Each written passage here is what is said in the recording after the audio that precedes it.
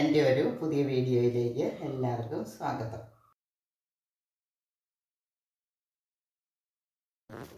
കൈതച്ചക്ക ചെത്തി എടുത്തിട്ടുണ്ട്. നമുക്കൊരു പൈനാപ്പിൾ കറി വെക്കാം. നമ്മുടെ വീട്ടിലെ സാധനങ്ങളൊക്കെ തീർന്നിരിക്കുമ്പോൾ വെക്കാൻ പറ്റിയൊരു കറിയാണ്. പറമ്പിൽ നിന്നൊക്കെ പൈനാപ്പിൾ എടുക്കുക, അതിനകത്ത് അധികം സാധനമൊന്നും വേണ്ട. അപ്പം ഞാൻ വേകാൻ ആവശ്യത്തിന് വെള്ളം ഒഴിച്ചിട്ടുണ്ട്. പൈനാപ്പിളിന് ഇപ്പം നിറം കുറവാട്ടോ. അതെന്താണെന്ന് വെച്ചാൽ അത് ശീമ കൈതച്ചക്ക അല്ലെങ്കിൽ മുള്ളില്ലാത്ത കൈതച്ചക്ക. അപ്പം അതിന് ഇച്ചിരി നിറം കുറവാണ്, അതുകൊണ്ടാണ് ഇവിടെ എത്തിയിരിക്കുന്നത്. അല്ലാതെ പഴുക്കാത്തതല്ല. അപ്പം അതവിടെ ഇരുന്നൊരു 2-3 വിസിലടിച്ച് വേകട്ടെ. കൈതച്ചക്ക വെന്തില്ലെങ്കിൽ കടിച്ചടിച്ചിരുന്നാൽ ആർക്കും ഇഷ്ടപ്പെടില്ല. അപ്പം നമുക്ക്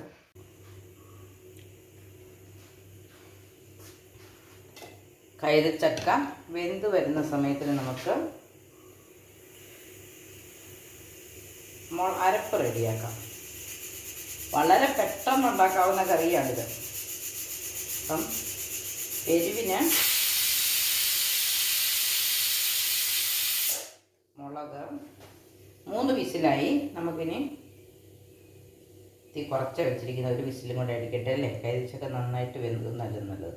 അപ്പം മുളക് അരയ്ക്കാൻ 5-6 കാന്താരി മുളക്. ഇനി പച്ചമുളകാണെങ്കിൽ നിങ്ങളുടെ എരിവിന് ആവശ്യത്തിന് നിങ്ങൾക്ക് പച്ചമുളക് എടുക്കാം. ഇനി തേങ്ങ ഒരു കുറച്ച് മതി, ഒരു അരമുറി തേങ്ങ. നമ്മൾ ഇച്ചിരി തൈരും കൂടെ ചേർക്കുന്നതല്ലേ, അപ്പോൾ ഒത്തിരി തേങ്ങയുടെ ആവശ്യമില്ല.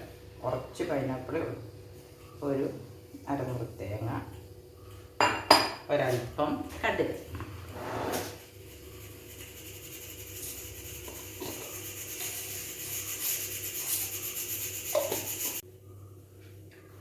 ഇനി ഈ കടുകും മുളകും തേങ്ങയും കൂടെ നമുക്കൊന്ന് അരച്ചെടുത്തോണ്ട് വരാം.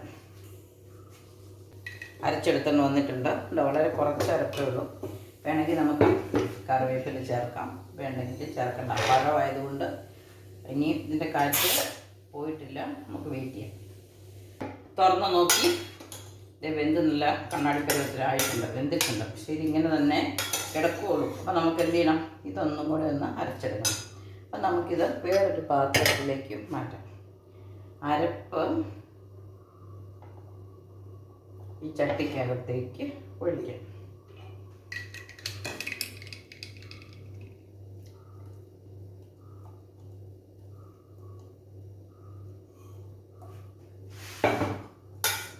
ഈ പൈനാപ്പിളും കൂടെ മിക്സിക്കകത്തൊന്ന് കറക്കിയെടുക്കാം.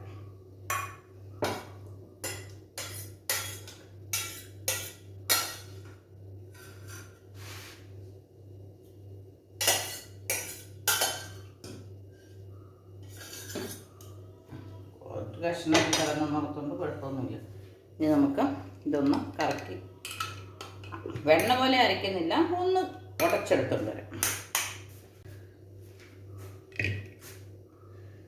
കണ്ടോ, ഇത് ഞാൻ അരച്ചെടുത്തോണ്ട് വന്നിട്ടുണ്ട്, ഉടച്ചെടുത്തോണ്ട് വന്നിട്ടുണ്ട്. അപ്പോൾ കറി പോലെ ആയിട്ടുണ്ട്. അത്രയും നമ്മൾ നന്നായിട്ട് ഉടച്ചാലും മതിയായിരുന്നു. ഇനി തൈര് ചേർക്കണം നമുക്ക്. മിക്സി കഴുകൊന്നും വേണ്ട. മിക്സിയുടെ ജാറിലേക്ക് ഒരു കുറച്ച് തൈര്,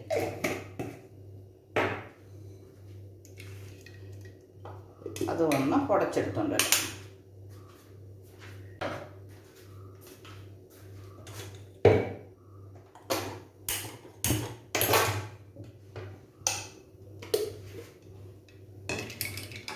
അത് കറിക്കകത്തേക്ക് ചേർക്കാം. ഈ പൈനാപ്പിൾ വെന്ത വെള്ളം നമുക്ക് ചാറ് വേണമെങ്കിൽ ചേർക്കാം. കുറച്ചെടുത്ത് പാകത്തിന് വെള്ളം ചേർത്താൽ മതി. നമ്മുടെ കറി മൊത്തം വെള്ളം ചേർത്ത് നമ്മുടെ കറി കുളവാകുന്നതിലും ഭേദമല്ലേ.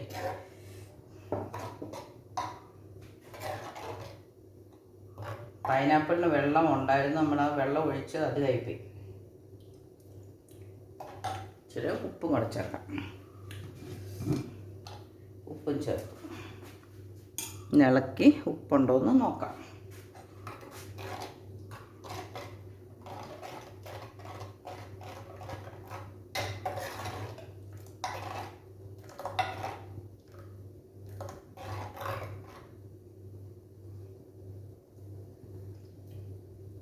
ഉണ്ട്, നല്ല ടേസ്റ്റ് ഉണ്ട്. ഇനി നമുക്ക് വേണമെങ്കിൽ കറിവേപ്പിലയും ചേർത്ത് ഇച്ചിരി എണ്ണ ഒഴിക്കാം.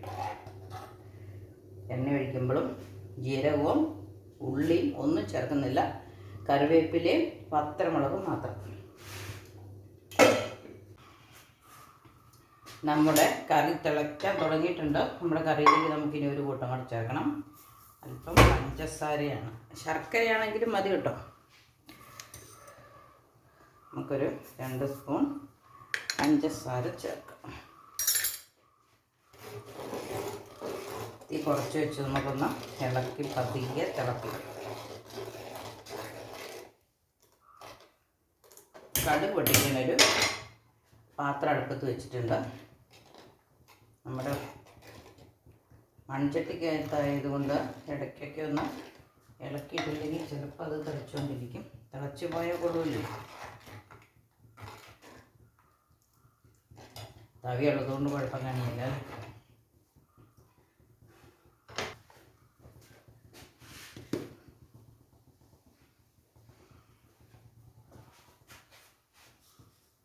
അത് നമ്മൾ കടുക് പൊട്ടിക്കാൻ ഒരു പാത്രം അടുപ്പത്ത് വെച്ചു, വെള്ളം പറ്റി എണ്ണ ഒഴിച്ചു കൊടുത്തു. ഇനി നമുക്ക് കടുക് ഇട്ട് കൊടുക്കാം.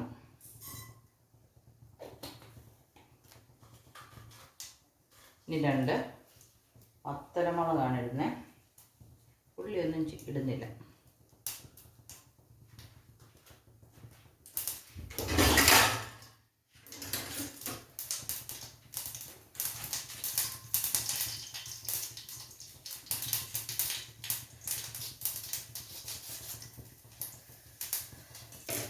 ഇനി കറിവേപ്പില, കുറച്ച് കറിവേപ്പില ഇതിനകത്ത് നമുക്ക് പച്ചയ്ക്കില്ല.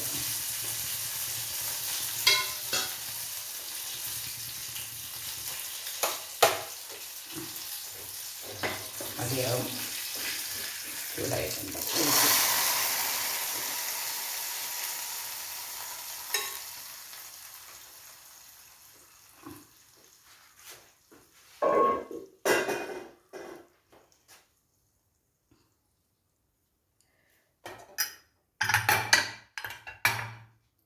നമ്മുടെ